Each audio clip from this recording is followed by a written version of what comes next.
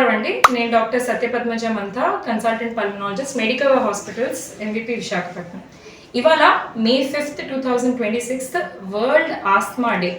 So ప్రతి ఏడాది WHO world asthma day రోజున ఒక కొత్త థీమ్తో ఎవ్రీ ఇయర్ వస్తుందండి.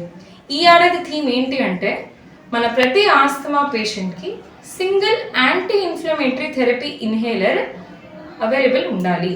అంటే అర్థం ఏంటి? సో మన ఆస్తమా పేషెంట్స్ అందరికీ మేము చెప్పేది ఏంటి అంటే, ఇన్హేలర్సే బెస్ట్ థెరపీ ఆస్తమాకి. అంటే మన సింగిల్ ఇన్హేలర్లో 2 రకాల మెడిసిన్ ఉంటుంది. ఒకటి స్టిరాయిడ్, ఇన్హేల్డ్ స్టిరాయిడ్. చాలామంది పేషెంట్లు ఏంటంటే ఇన్హేల్డ్ స్టిరాయిడ్ వాడితే అడిక్ట్ అయిపోతాము అని చాలా భయపడతారు. అది తప్పు.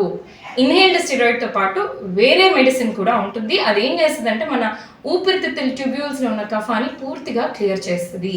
ఈ 2 కలిపి మన మెడికల్ సూపర్విజన్లో వాడితే ఖచ్చితంగా కఫము క్లియర్ అయ్యి ఆస్మా పేషెంట్స్కి మంచి రిలీఫ్ వస్తుంది. సో ఇదే ఈ ఏడాది వరల్డ్ ఆస్మా డే థీమ్. ఇది కాక సింపుల్గా ఆస్మా గురించి చెప్పాలి అంటే, చిన్నపిల్లల నుంచి పెద్దవాళ్ళ వరకు సిమ్టమ్స్ ఎలా ఉంటాయి? సో ఎప్పుడైనా మీకు పర్సిస్టెంట్గా దగ్గు, కఫము, పిల్లి కూతలు, ఆయాసము ఇలాంటిది ఏది ఉన్నా, స్పెసిఫిక్గా ఒక అలర్జీతో కూడిన ఎలాంటి సిమ్టమ్స్ ఇలాంటివి వచ్చినా కూడా మీరు ఖచ్చితంగా మీ ఆస్మా ఉందా లేదా ఎవాల్యుయేట్ చేయించుకోండి. ఒకసారి పల్మనాలజిస్ట్ దగ్గరికి వచ్చాక మేము బేసిక్ ఎవాల్యుయేషన్ చేసి మీ ఇయోసినోఫిలియా లెవెల్స్ చూసి, అలర్జీ లెవెల్స్ చూసి, ఎక్స్రేతో పాటు లంగ్ ఫంక్షన్ టెస్ట్ చేస్తాం. ఇందుకు సివియారిటీ ఆఫ్ ఆస్మా అసెస్ చేయడానికి. ఇది చేసాక మీది మైల్డ్లో ఉందా, మోడరేట్లో ఉందా, సివియర్గా ఉందా, దీని ప్రకారం చూసి ఇన్హేలర్స్ పెడతాం. పిల్లల్లో కూడా నవడేస్ మేము చాలా ఆస్మా కేసెస్ చూస్తున్నామండి.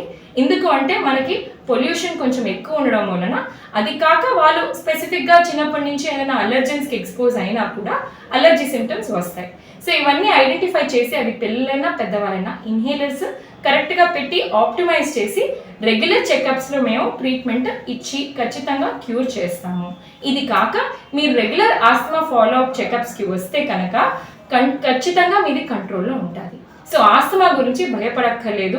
రెగ్యులర్ విజిట్స్ చేసి మీ ఇన్హేలర్ పక్కన పెట్టుకుని, మీ ఇన్హేలర్ డాక్టర్ చెప్పినట్టు కరెక్ట్గా వాడితే asthma is definitely can be kept under control. Especially పిల్లలకి ఇది చెప్పేది ఏంటంటే, చాలా పేరెంట్స్ చాలా యాంగ్షియస్ అవుతారు. మా పిల్లలకి ఇన్హేలర్ పెడితే అడిక్ట్ అయిపోతారా, వాళ్ళ గ్రోత్ ఎఫెక్ట్ అవుతుందా? అలా కాదండి.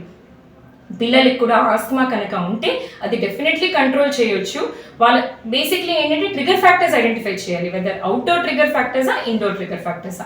అవుట్డోర్ అయితే అది పొల్యూషన్ అయి ఉండొచ్చు, ఆర్ వేరే రకాల అలర్జెన్స్ అయి ఉండొచ్చు. ఇండోర్ అయితే మేము స్పెసిఫిక్గా ఐడెంటిఫై చేస్తాం, హౌస్ డస్ట్ మైటా, లేకపోతే వాళ్ళు తినే పదార్థాల నుంచి వాళ్ళకి ఏమైనా అలర్జీ ఉందా. ఇవన్నీ ట్రిగర్ ఫ్యాక్టర్స్ ఐడెంటిఫై చేస్తే మీ ఆస్మా ఖచ్చితంగా కంట్రోల్లో ఉంటుంది.